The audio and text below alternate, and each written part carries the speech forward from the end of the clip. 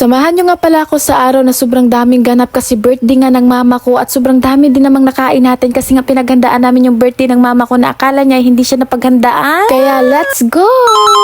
Hi guys, happy Sabbath everyone. Wala na mula man eh, oy. Wala man na. Hi everyone! Welcome sa ating page na Samaya. It's me again, Samaya.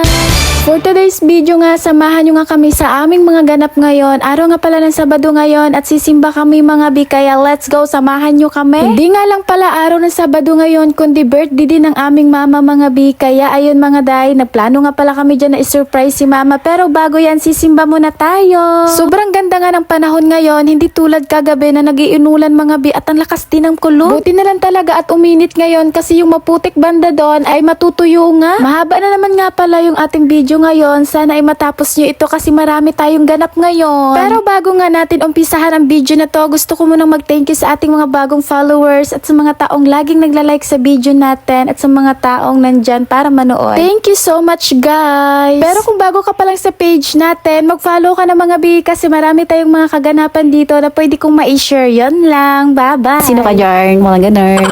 Nakarating na nga pala kami dito sa simbahan na kung saan malapit lang sa amin mga bi at ayun na nga pala, hinatid ko nga pala dito yung pamangkin ko kasi nakaiba kasi yung mga bata dito para ma-enjoy naman siya doon at pinabalik-balikan ko lang siya mga be para naman makita niyang may kasama siya. Pagkatapos nga ng mga ganap na hindi ko na nabidyohan, so ayun, fast forward na tayo dito na kung saan bibili na kami ng cake. Hindi ko na nga ipaparinig sa inyo yung mga sinabi ko kasi sobrang laki ng mukha ko dyan mga bi. Ang pangit naman kung mahaba masyado yung sinabi ko, makikita yung mukha ko na sobrang laki.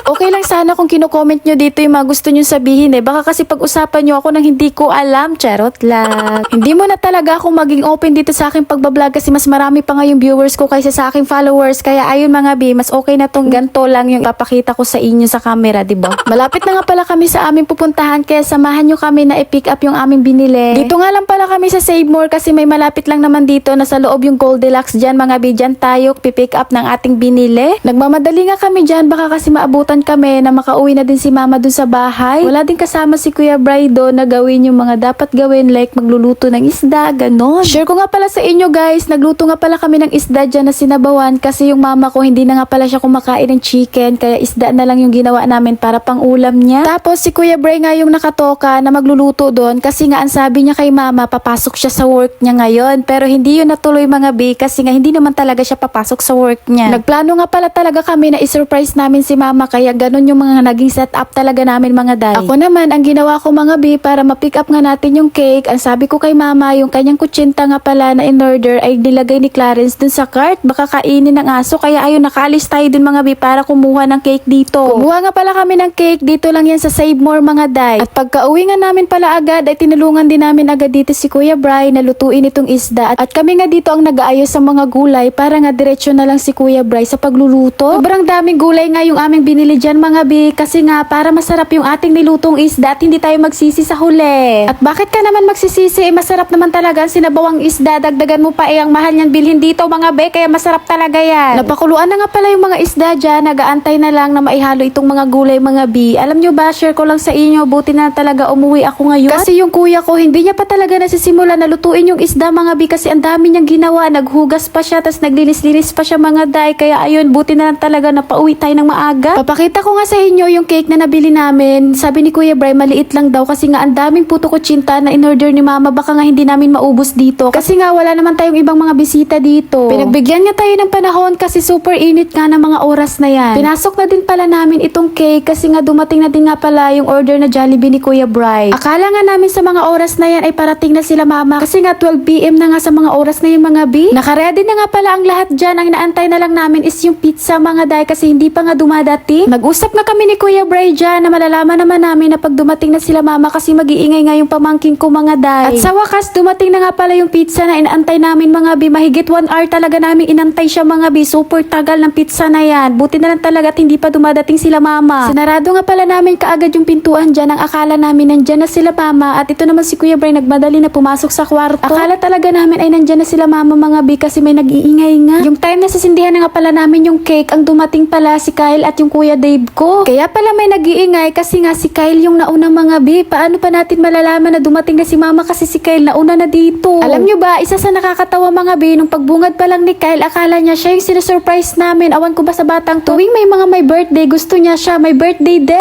Pinagpatuloy nga namin yung paghahanda namin dyan kasi ang sabi ni Kuya Dave, malapit na daw dito si mama. Kaya ayun mga B, sinindihan na namin tong cake. Sa tagal ng aming paghihintay mga B, ay sa wakas dumating na nga pala dito si mama. Mahigit 1 hour talaga kami nag-antay mga day. Happy birthday to you. Happy birthday to you. Happy birthday, happy birthday.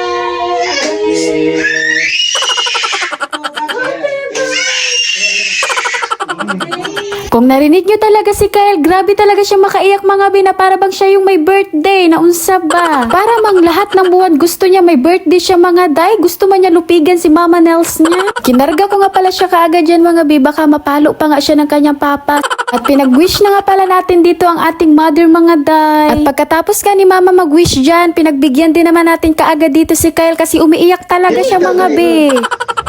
Happy birthday to you. Happy birthday. Ito na nga pala yung handa ni Mama mga B. Super kunti lang nito at super simple lang. Ang mahalaga dito mga B ay masaya yung mama ko. Nag-pray nga pala kami kaagad dyan mga B at pagkatapos binati nga pala namin dyan si Mama mga day. At yon, kakain na kami pagkatapos niyan mga B.